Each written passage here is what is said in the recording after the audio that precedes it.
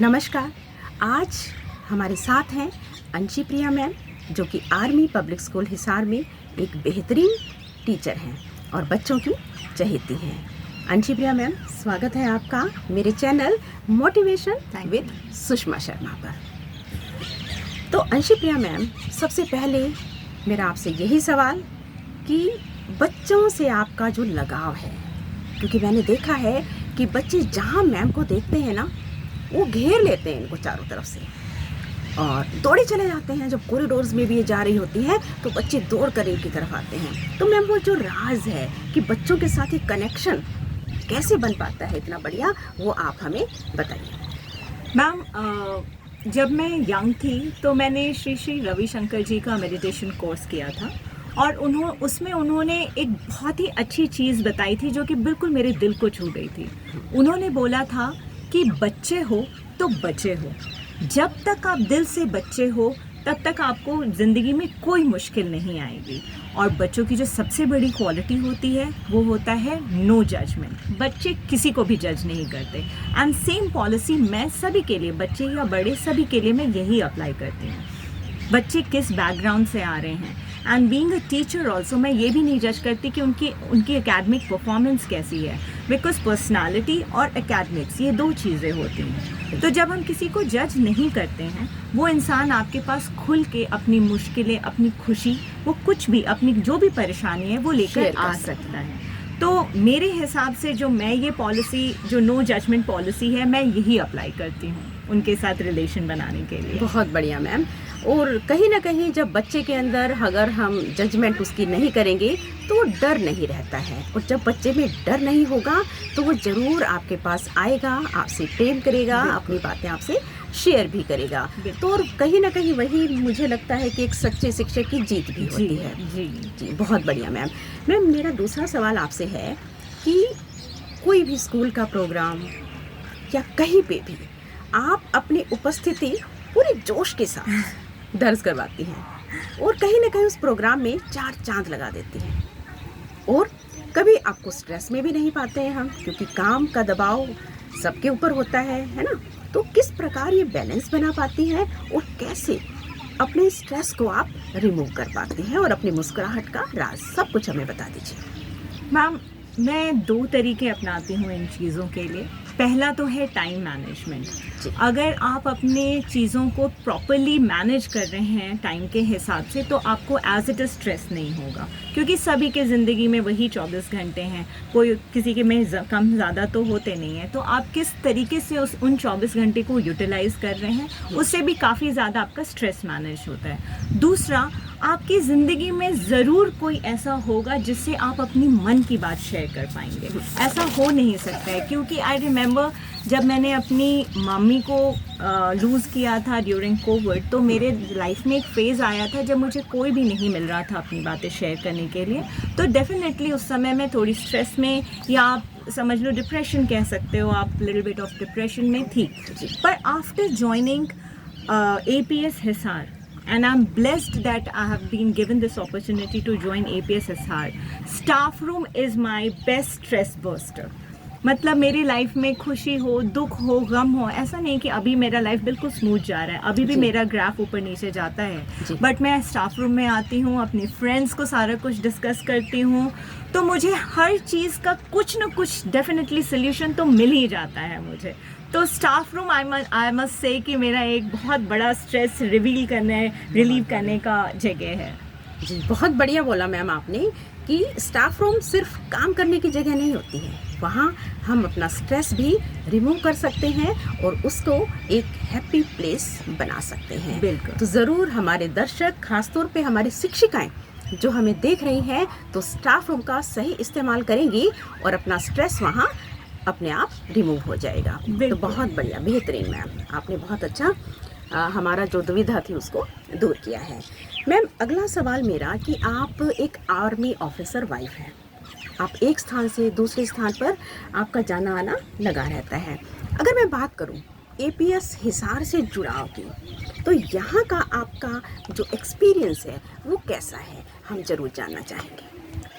Ma'am, जैसा आपने बताया कि I have been married to an army officer, तो लगभग पूरी देश में ऑलमोस्ट घूम ही चुकी हूँ एंड मैक्सिमम टाइम्स मैंने एपीएस में ही काम किया है. But trust me ma'am, is not that कि मैं अभी बोल रही हूँ इसलिए, बट एपीएस हिसार के जैसा जो एक फैमिली बॉन्ड टाइप जो फीलिंग मुझे यहाँ मिली है वैसा मुझे कहीं भी फील नहीं हुआ. मतलब this is a home away from home, I must say. यहाँ पे जैसे बड़ी बहनें मिल गई, छोटी बहनें मिल गई, भाई मिल गए, तो मुझे कभी वो फैमिली का मिस किया ही नहीं मैंने कभी अपनी फैमिली को. बिकॉज जैसा मैंने बताया स्टाफ रूम में मैं सारा अपना चीज़ डिस्कस कर सकती हूँ खुल के, तो कभी मुझे वो फैमिली की कमी महसूस नहीं हुई. तो एक ये बॉन्ड मैंने बहुत अप्रिशिएट किया है एपीएस हिसार का. Very good ma'am. बिल्कुल मैम, जैसा कि आपने कहा कि एपीएस हिसार एक परिवार की तरह, बिल्कुल वो परिवार की तरह है भी. और हमें भी आपके साथ रहकर कभी नहीं लगा कि आप हमारे सहकर्मी हैं. हमें हमेशा, मुझे ही नहीं सभी को ऐसा ही फील हुआ कि ये हमारी बड़ी या छोटी बहन है. बहुत कुछ सिखाया इन्होंने कि कैसे हम अपने किसी भी वक्त में, अपने मुश्किल वक्त में हैप्पी रह सकते हैं किसी भी परिस्थिति में. तो ये बखूबी हमें सिखा सकती हैं. और अब मैम एक बहुत ही अहम सवाल है आपसे कि प्रिंसिपल कविता जाखड़, उनके बारे में, उनकी जो एक व्यक्तित्व है, उनसे आपने जो सीखा है वो कौन सी ऐसी चीज़ें हैं जो आप आगे अपने आने वाले जीवन में भी फॉलो करेंगे? मैम, प्रिंसिपल मैम डॉक्टर कविता जाखड़ के बारे में तो मैं क्या ही कुछ, उनका जो पर्सनालिटी है वो शब्दों में बयां किया ही नहीं जा सकता. बिकॉज़ उनका एक अपना एक ऑरा है. वो अगर कहीं चली भी जाती हैं तो उनका एक प्रेजेंस जो है वो ही अपने आप में सभी को अट्रैक्ट कर जाता है. और एक चीज़ जो मैं उनसे ज़रूर सीखना चाहूँगी वो है उनकी लीडरशिप क्वालिटी. इतना बड़ा इंस्टीट्यूट है एपीएस हिसार और इतने सारे स्टाफ हैं, इतने अच्छे से, इतनी स्मूथली इस इंस्टीट्यूट को मैनेज करना ये कोई आम बात नहीं है. और principal ma'am, she is pro in this. Right from कैसे स्कूल को मैनेज करना प्लस कैसे पर्सनल टच देना उसको. सिर्फ एक मैनेजमेंट वाली बात नहीं है. हर का आज मेरे अंदर क्या एक छुपा हुनर है वो शायद मुझे भी ना पता हो और मैम को पता चल जाता है. सबका हुनर. तो मतलब ऑफिशियली भी अनऑफिशियली भी उनको पता है कि मैनेज कैसे करना है. तो एक ये लीडरशिप क्वालिटी तो मैं डेफिनेटली मैम से सीखना चाहूँगी. बिल्कुल मैम. और आपने सीख भी ली होंगी, कोशिश तो कर रही हूँ मैम. ये बिल्कुल सही है मैम कि मैम की जो शख्सियत है, मैं कहूँगी कि अनुशासन प्लस आत्मीयता, बिल्कुल दोनों का संतुलन अगर कहीं देखने को मिलता है वो सिखा सकती हैं डॉक्टर कविता जाखड़. बिल्कुल सही कहा आपने.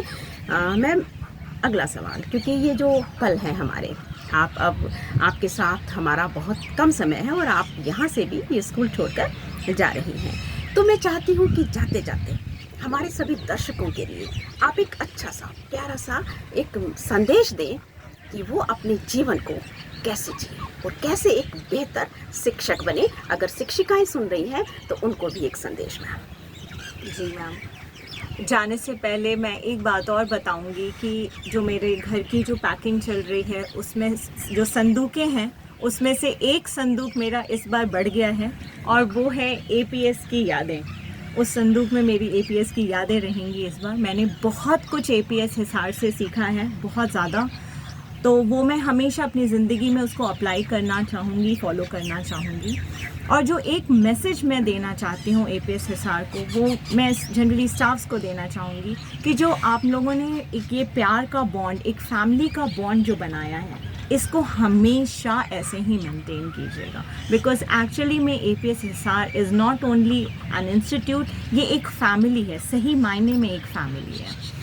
और बस यही है कि मैं हमेशा, मनोकामना मेरी यही रहेगी कि एपीएस और उनके स्टाफ हमेशा उन्नति करते रहें और आगे बढ़ते रहें. ठीक है, बिल्कुल मैम. और अब मैं आपको एपीएस हिसार पूरी फैमिली की ओर से ये ज़रूर कहूँगी कि हम सब आपको बहुत मिस करेंगे. आपकी मीठी मीठी यादें हमेशा हमारे एपीएस की फ़िज़ाओं में महकती रहेंगी. और मैम, आप जहाँ भी जाएं, पूरी एपीएस फैमिली की ओर से आपको शुभकामनाएं. आप ऐसे ही अपनी चमक बिखेरती रहें. जय हिंद, धन्यवाद. Thank you.